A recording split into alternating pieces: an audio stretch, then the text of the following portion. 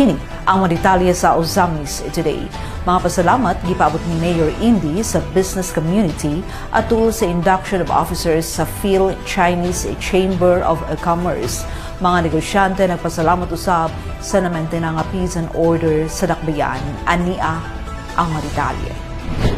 Gipaygayon adlong nga Sabado, Setyembre 14, 2024 sa may alas 6 sa gabi ang induction sa new set of officers ug Board of Trustees sa Ozamis Filipino-Chinese Chamber of Commerce Incorporated nga gipaygayon sa The Grand Pavilion Events Place sa Dakbayan. Bisan tuod wala makatambong, mipadala sa video message si Ozamis City Mayor Attorney Henry Indy F. Waminal Jr. alang sa mga bagong napili nga opisyal ug sa tanan nga mga importanteng bisita o mga tumatambong sa nahisgutan nga kalihukan. Nga naglakipusab nila ni Vice Mayor Simplicia Bebineri nga nagrepresentar sa mayor ug mga konsehales sa Dakbayan. To our outgoing officers led by our outgoing President Sir Arthur Chan, Sirs, the past 2 years we have really endeavored to bring the local government unit and the chamber closer and have really worked with us all in achieving our goals for a more progressive Ozamis City. So thank you on behalf of the city for your service.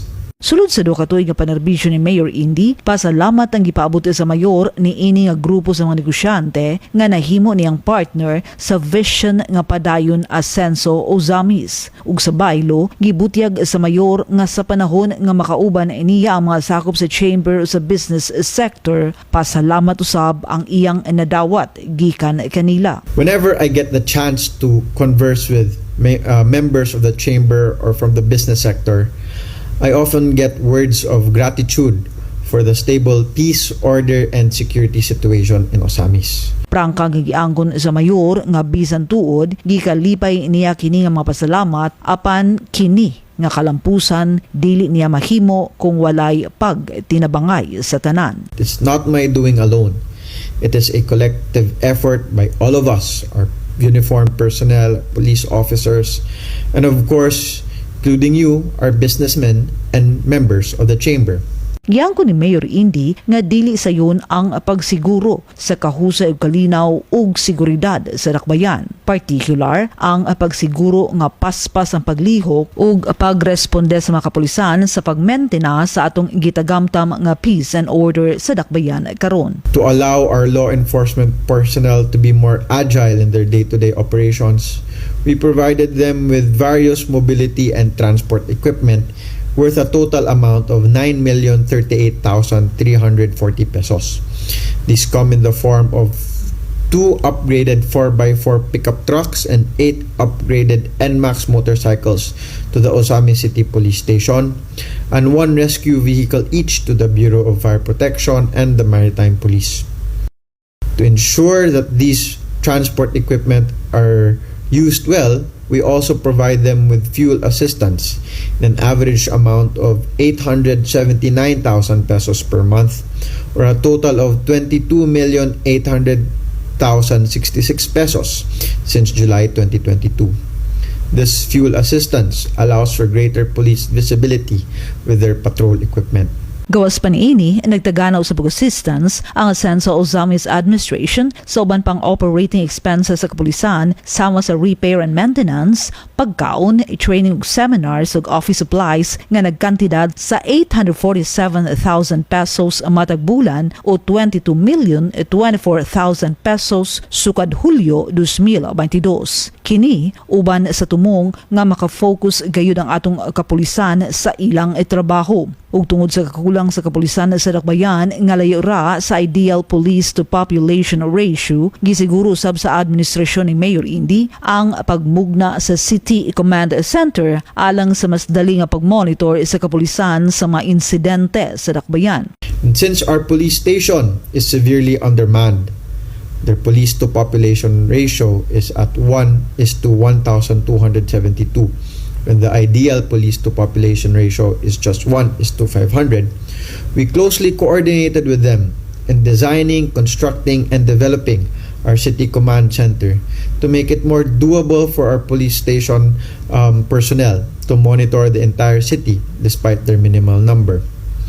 Phase 1 of this command center includes 12 radio transmitters installed in 8 towers across the city, which will allow for the sending and receiving of CCTV footages from the entry and exit points of the city, despite there being no cellular or internet signal in several areas. The system also includes a self-healing feature, which allows for the continuous sending of data or footage, even if a tower or transmitter is already damaged, as long as, of course, as the other towers and transmitters remain functional. It is self-healing because the remaining active transmitters will just seek out the next closest active one when the others have been damaged.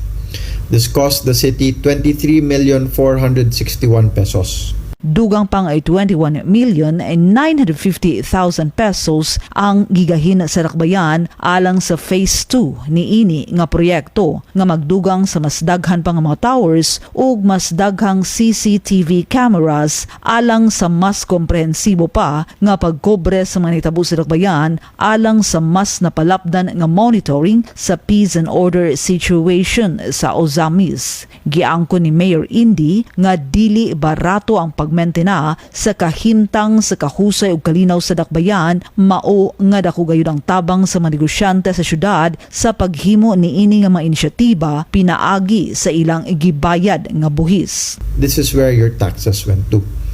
So when you feel safe in Ozamis and think that is indeed already peaceful and orderly, don't forget to thank yourselves as well.